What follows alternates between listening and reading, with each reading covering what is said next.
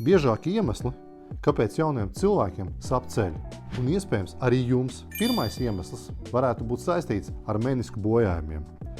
Paskatieties, ja sāpes ir locītavas spraugstas rajonā un visbiežāk iekšējā malā, iespējams, kad ir plīsis menisks. Lai to diagnosticētu, jāuztais magnētiskā rezonanse. Otra biežākais iemesls ir skrimšļu bojājums. Jums liekas, jūs iet jauni un skrimšļi gludi? Ne visiem. Bieži vien pēc traumām vai kādām citām saslimšanām skrimšļos var parādīties nodilums, un tas sāk sāpēt. Tas ir sākotnējās stadijas, kas ar laiku progresē. Konstatējiet, kas jūsu celī ir bojāts, vai tie meniski vai skrimšļi, un izvēlēties pareizu ārstēšanu. Ko mēs iesakām? Mēs iesakām akupresūras ortozes ceļu locītavai. Ja esat jauns, es piedāvāju šauro vai plato akupresūras ortozi ceļu locītavai. Tā nemaisīs ikdienas aktivitātēs, jūs varēsiet brīvi pārvietoties un sāpes ceļu locītavā mazināsies. Ar jums Dr. Mertens un labākās ortozes no manis.